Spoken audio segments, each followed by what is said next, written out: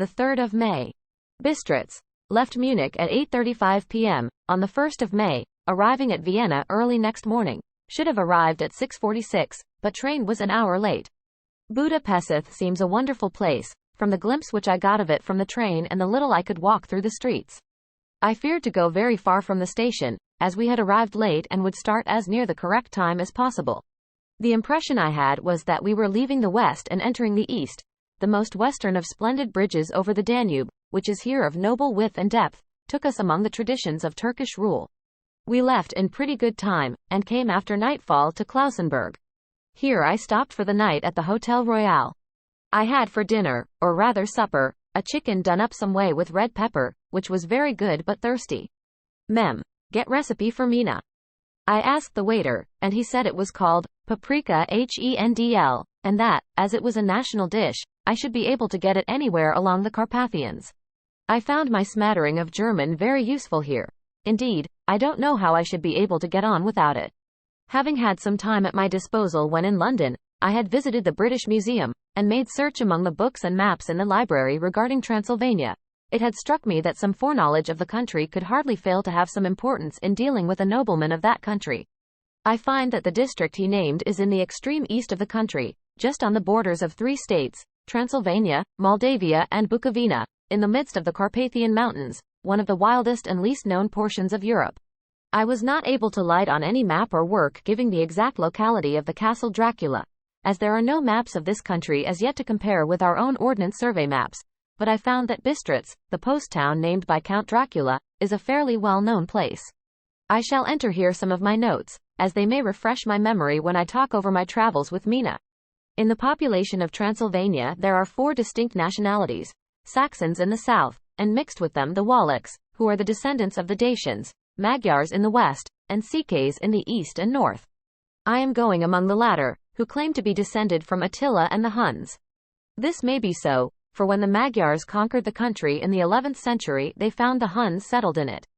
I read that every known superstition in the world is gathered into the horseshoe of the Carpathians, as if it were the center of some sort of imaginative whirlpool. If so, my stay may be very interesting.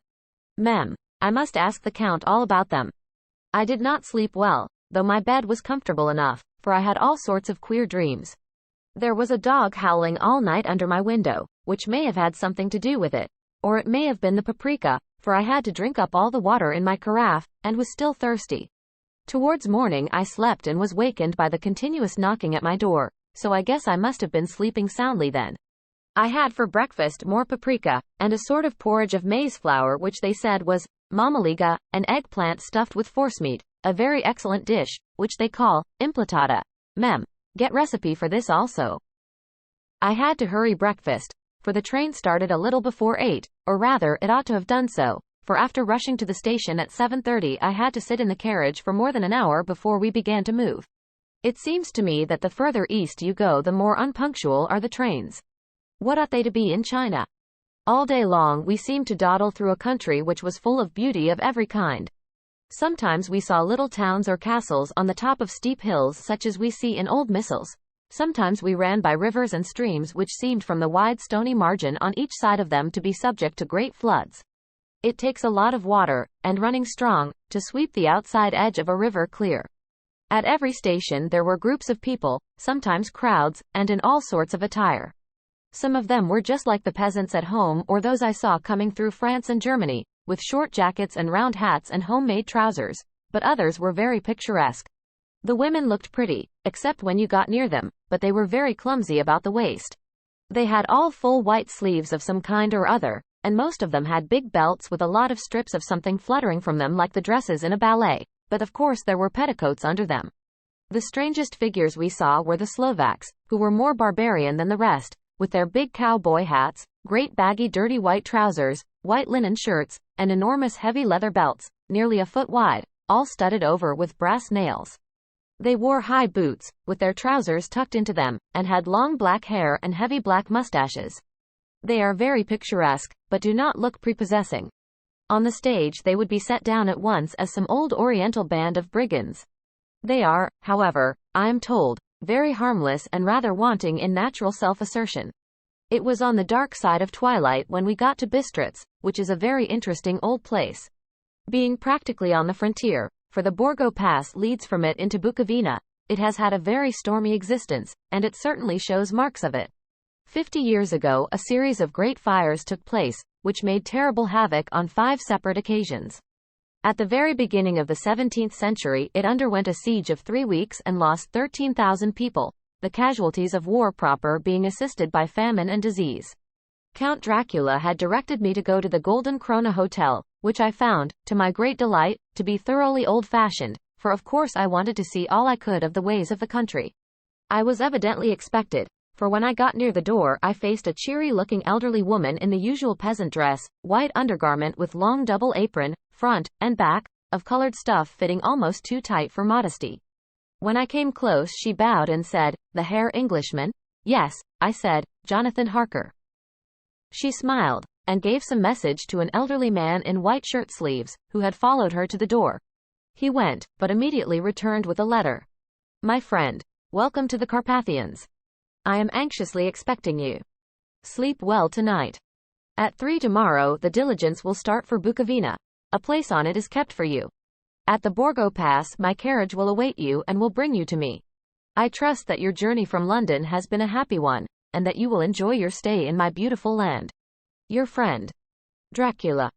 The 4th of May, I found that my landlord had got a letter from the Count, directing him to secure the best place on the coach for me, but on making inquiries as to details he seemed somewhat reticent, and pretended that he could not understand my German. This could not be true, because up to then he had understood it perfectly. At least, he answered my questions exactly as if he did. He and his wife, the old lady who had received me, looked at each other in a frightened sort of way. He mumbled out that the money had been sent in a letter, and that was all he knew. When I asked him if he knew Count Dracula, and could tell me anything of his castle, both he and his wife crossed themselves, and, saying that they knew nothing at all, simply refused to speak further. It was so near the time of starting that I had no time to ask anyone else, for it was all very mysterious and not by any means comforting. Just before I was leaving, the old lady came up to my room and said in a very hysterical way, "Must you go? Oh, young Herr, must you go?" She was in such an excited state that she seemed to have lost her grip of what German she knew, and mixed it all up with some other language which I did not know at all. I was just able to follow her by asking many questions. When I told her that I must go at once, and that I was engaged on important business, she asked again, "Do you know what day it is?" I answered that it was the 4th of May. She shook her head as she said again, "Oh, yes. I know that. But do you know what day it is?" On my saying that I did not understand, she went on, "It is the eve of St. George's Day. Do you not know that tonight, when the clock strikes midnight, all the evil things in the world will have full sway? Do you know where you are going, and what you are going to?" She was in such evident distress that I tried to comfort her, but without effect. Finally she went down on her knees and implored me not to go, at least to wait a day or two before starting. It was all very ridiculous, but I did not feel comfortable. However, there was business to be done, and I could allow nothing to interfere with it. I therefore tried to raise her up, and said, as gravely as I could, that I thanked her, but my duty was imperative, and that I must go. She then rose and dried her eyes, and taking a crucifix from her neck offered it to me.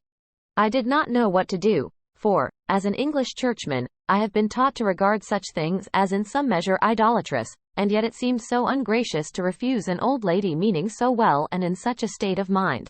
She saw, I suppose, the doubt in my face, for she put the rosary round my neck, and said, "For your mother's sake," and went out of the room. I am writing up this part of the diary whilst I am waiting for the coach, which is, of course, late, and the crucifix is still round my neck. Whether it is the old lady's fear, or the many ghostly traditions of this place, or the crucifix itself, I do not know, but I am not feeling nearly as easy in my mind as usual. If this book should ever reach Mina before I do, let it bring my goodbye. Here comes the coach. The 5th of May. The castle. The grey of the morning has passed, and the sun is high over the distant horizon, which seems jagged, whether with trees or hills I know not, for it is so far off that big things and little are mixed. I am not sleepy, and, as I am not to be called till I awake, naturally I write till sleep comes. I had only a couple of glasses of this, and nothing else. When I got on the coach, the driver had not taken his seat, and I saw him talking with the landlady. They were evidently talking of me, for every now and then they looked at me, and some of the people who were sitting on the bench outside the door, which they called by a name meaning word-bearer, came and listened, and then looked at me, most of them pityingly. I could hear a lot of words often repeated, queer words, for there were many nationalities in the crowd. So I quietly got my polyglot dictionary from my bag and looked them out. I must say they were not cheering to me, for amongst them were Ordog, Satan, Pakal, Hell, Stregoica, Witch, Vrlak, and Vl Kozlak, both of which mean the same thing, one being Slovak and the other Servian for something that is either werewolf or vampire. Mem. I must ask the Count about these superstitions. When we started, the crowd round the inn door, which had by this time swelled to a considerable size, all made the sign of the cross and pointed 2 fingers towards me. With some difficulty I got a fellow passenger to tell me what they meant. He would not answer at first, but on learning that I was English, he explained that it was a charm or guard against the evil eye. This was not very pleasant for me, just starting for an unknown place to meet an unknown man. But everyone seemed so kind-hearted, and so sorrowful, and so sympathetic that I could not but be touched. I shall never forget the last glimpse which I had of the inn-yard and its crowd of picturesque figures, all crossing themselves, as they stood round the wide archway, with its background of rich foliage of oleander and orange trees in green tubs clustered in the center of the yard. Then our driver, whose wide linen drawers covered the whole front of the box seat, Gotza, they call them, cracked his big whip over his 4 small horses, which ran abreast, and we set off on our journey. I soon lost sight and recollection of ghostly fears in the beauty of the scene as we drove along, although had I known the language, or rather languages, which my fellow passengers were speaking, I might not have been able to throw them off so easily.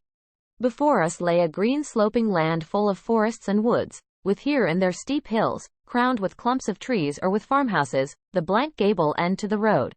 There was everywhere a bewildering mass of fruit blossom, apple, plum, pear, cherry, and as we drove by, I could see the green grass under the trees spangled with the fallen petals. In and out amongst these green hills of what they call here the middle land, ran the road, losing itself as it swept round the grassy curve, or was shut out by the straggling ends of pine woods, which here and there ran down the hillsides like tongues of flame. The road was rugged, but still we seemed to fly over it with a feverish haste. I could not understand then what the haste meant, but the driver was evidently bent on losing no time in reaching Borgo-Prunt. I was told that this road is in summertime excellent, but that it had not yet been put in order after the winter snows. In this respect it is different from the general run of roads in the Carpathians, for it is an old tradition that they are not to be kept in too good order.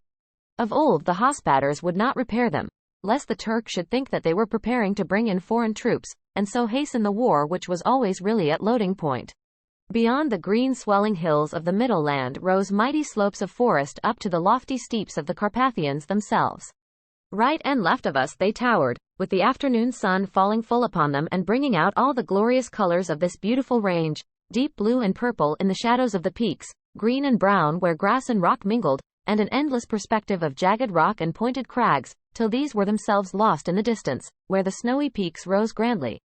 Here and there seemed mighty rifts in the mountains, through which, as the sun began to sink, we saw now and again the white gleam of falling water. One of my companions touched my arm as we swept round the base of a hill and opened up the lofty, snow-covered peak of a mountain, which seemed, as we wound on our serpentine way, to be right before us. Look! Istan Shek, God's seat, and he crossed himself reverently. As we wound on our endless way, and the sun sank lower and lower behind us, the shadows of the evening began to creep round us. This was emphasized by the fact that the snowy mountain top still held the sunset, and seemed to glow out with a delicate cool pink. Here and there we passed Czechs and Slovaks, all in picturesque attire, but I noticed that goiter was painfully prevalent. By the roadside were many crosses, and as we swept by, my companions all crossed themselves. Here and there was a peasant man or woman kneeling before a shrine, who did not even turn round as we approached, but seemed in the self-surrender of devotion to have neither eyes nor ears for the outer world. There were many things new to me. For instance, hay ricks in the trees, and here and there very beautiful masses of weeping birch, their white stems shining like silver through the delicate green of the leaves. Now and again we passed a lighter wagon, the ordinary peasant's cart, with its long, snake-like vertebra, calculated to suit the inequalities of the road. On this were sure to be seated quite a group of home-coming peasants, the Czechs with their white, and the Slovaks with their colored sheepskins, the latter carrying lance fashioned their long staves, with axe at end. As the evening fell, it began to get very cold, and the growing twilight seemed to merge into one dark mistiness, the gloom of the trees, oak, beech, and pine, though in the valleys which ran deep between the spurs of the hills, as we ascended through the pass, the dark firs stood out here and there against the background of late-lying snow. Sometimes, as the road was cut through the pine woods that seemed in the darkness to be closing down upon us, great masses of grayness, which here and there bestrewed the trees, produced a peculiarly weird and solemn effect, which carried on the thoughts and grim fancies engendered earlier in the evening, when the falling sunset threw into strange relief the ghost-like clouds which amongst the Carpathians seemed to wind ceaselessly through the valleys. Sometimes the hills were so steep that, despite our driver's haste, the horses could only go slowly. I wished to get down and walk up them, as we do at home, but the driver would not hear of it. No, no, he said. You must not walk here. The dogs are too fierce. And then he added, with what he evidently meant for grim pleasantry, for he looked round to catch the approving smile of the rest, and you may have enough of such matters before you go to sleep. The only stop he would make was a moment's pause to light his lamps. When it grew dark, there seemed to be some excitement amongst the passengers, and they kept speaking to him, one after the other, as though urging him to further speed. He lashed the horses unmercifully with his long whip, and with wild cries of encouragement urged them on to further exertions. Then through the darkness I could see a sort of patch of grey light ahead of us, as though there were a cleft in the hills. The excitement of the passengers grew greater. The crazy coach rocked on its great leather springs, and swayed like a boat tossed on a stormy sea. I had to hold on. The road grew more level, and we appeared to fly along. Then the mountains seemed to come nearer to us on each side and to frown down upon us. We were entering on the Borgo Pass. One by one several of the passengers offered me gifts, which they pressed upon me with an earnestness which would take no denial. These were certainly of an odd and varied kind, but each was given in simple good faith, with a kindly word, and a blessing, and that strange mixture of fear-meaning movements which I had seen outside the hotel at Bistritz, the sign of the cross and the guard against the evil eye. Then, as we flew along, the driver leaned forward, and on each side the passengers, craning over the edge of the coach, peered eagerly into the darkness. It was evident that something very exciting was either happening or expected, but though I asked each passenger, no one would give me the slightest explanation. This state of excitement kept on for some little time, and at last we saw before us the pass opening out on the eastern side. There were dark, rolling clouds overhead, and in the air the heavy, oppressive sense of thunder. It seemed as though the mountain range had separated two atmospheres, and that now we had got into the thunderous one. I was now myself looking out for the conveyance which was to take me to the Count. Each moment I expected to see the glare of lamps through the blackness, but all was dark. The only light was the flickering rays of our own lamps, in which the steam from our hard-driven horses rose in a white cloud. We could see now the sandy road lying white before us, but there was on it no sign of a vehicle. The passengers drew back with a sigh of gladness, which seemed to mock my own disappointment. I was already thinking what I had best do, when the driver, looking at his watch, said to the others something which I could hardly hear. It was spoken so quietly and in so low a tone. I thought it was an hour less than the time. Then turning to me, he said in German worse than my own, "There is no carriage here. The Herr is not expected after all. He will now come on to Bukovina, and return tomorrow or the next day, better the next day." Whilst he was speaking, the horses began to neigh and snort and plunge wildly, so that the driver had to hold them up. Then, amongst a chorus of screams from the peasants and a universal crossing of themselves, a caleche, with 4 horses, drove up behind us, overtook us, and drew up beside the coach. I could see from the flash of our lamps, as the rays fell on them, that the horses were coal-black and splendid animals. They were driven by a tall man, with a long brown beard and a great black hat, which seemed to hide his face from us. I could only see the gleam of a pair of very bright eyes, which seemed red in the lamplight, as he turned to us. He said to the driver, "You are early tonight, my friend." The man stammered in reply. The English Herr was in a hurry, to which the stranger replied, "That is why, I suppose, you wished him to go on to Bukovina. You cannot deceive me, my friend. I know too much, and my horses are swift." As he spoke he smiled, and the lamplight fell on a hard-looking mouth, with very red lips and sharp-looking teeth, as white as ivory. One of my companions whispered to another the line from Burger's "Lenore. Den die Taten reiten schnell." for the dead travel fast. The strange driver evidently heard the words, for he looked up with a gleaming smile. The passenger turned his face away, at the same time putting out his 2 fingers and crossing himself. "Give me the hare's luggage," said the driver. And with exceeding alacrity my bags were handed out and put in the caleche. Then I descended from the side of the coach, as the caleche was close alongside, the driver helping me with a hand which caught my arm in a grip of steel. His strength must have been prodigious. Without a word he shook his reins, the horses turned, and we swept into the darkness of the pass. As I looked back, I saw the steam from the horses of the coach by the light of the lamps, and projected against it the figures of my late companions crossing themselves. Then the driver cracked his whip and called to his horses, and off they swept on their way to Bukovina. As they sank into the darkness I felt a strange chill, and a lonely feeling came over me, but a cloak was thrown over my shoulders, and a rug across my knees, and the driver said in excellent German, "The night is chill, mein Herr, and my master the Count bade me take all care of you. There is a flask of Slivovitz, the plum brandy of the country, underneath the seat, if you should require it." I did not take any, but it was a comfort to know it was there all the same. I felt a little strangely, and not a little frightened. I think had there been any alternative I should have taken it, instead of prosecuting that unknown night journey. The carriage went at a hard pace straight along, then we made a complete turn and went along another straight road. It seemed to me that we were simply going over and over the same ground again, and so I took note of some salient point, and found that this was so. I would have liked to have asked the driver what this all meant, but I really feared to do so, for I thought that, placed as I was, any protest would have had no effect in case there had been an intention to delay. By and by, however, as I was curious to know how time was passing, I struck a match, and by its flame looked at my watch. It was within a few minutes of midnight. This gave me a sort of shock, for I suppose the general superstition about midnight was increased by my recent experiences. I waited with a sick feeling of suspense.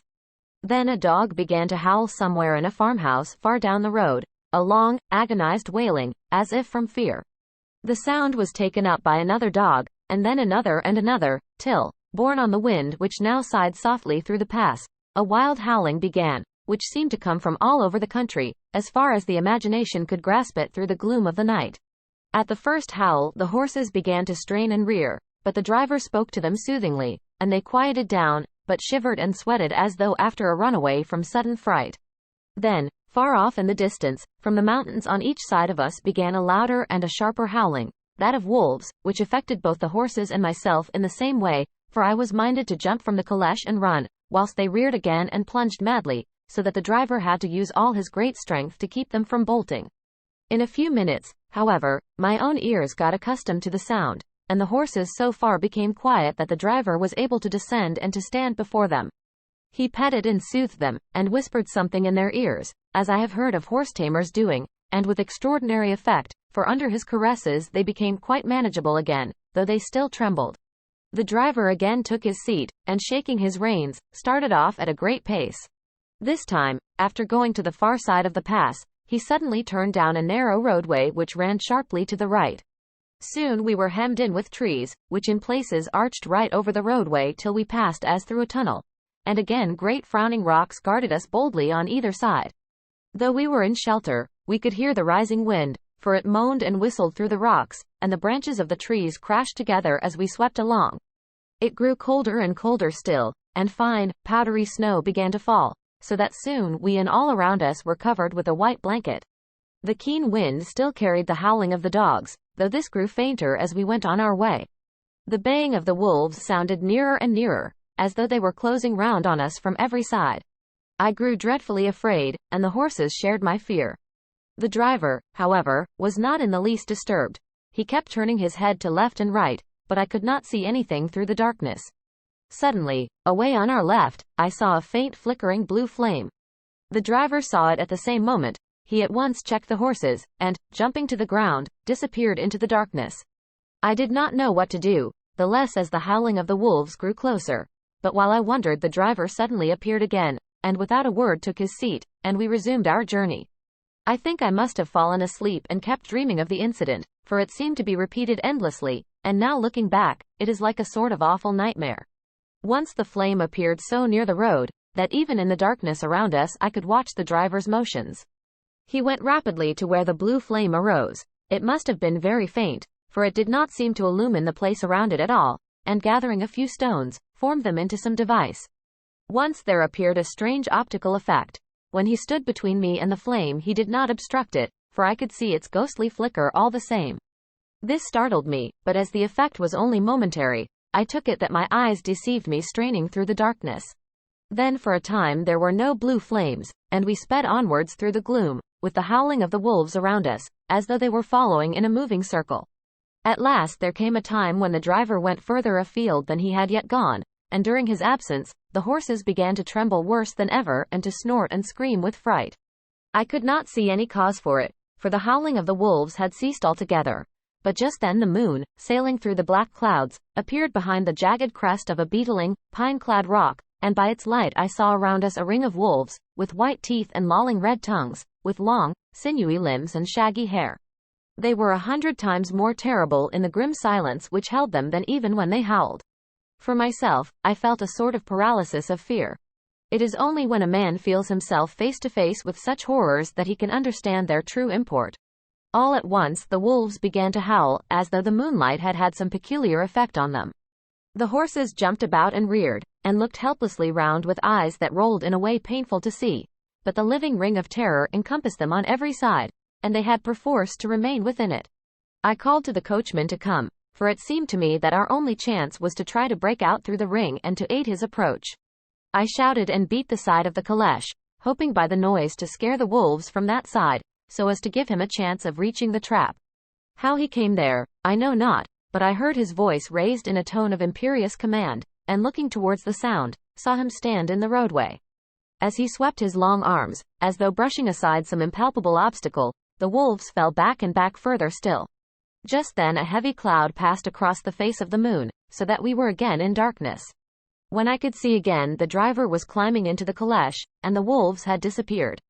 This was all so strange and uncanny that a dreadful fear came upon me, and I was afraid to speak or move. The time seemed interminable as we swept on our way, now in almost complete darkness, for the rolling clouds obscured the moon. We kept on ascending, with occasional periods of quick descent, but in the main always ascending. Suddenly, I became conscious of the fact that the driver was in the act of pulling up the horses in the courtyard of a vast ruined castle, from whose tall black windows came no ray of light, and whose broken battlements showed a jagged line against the moonlit sky.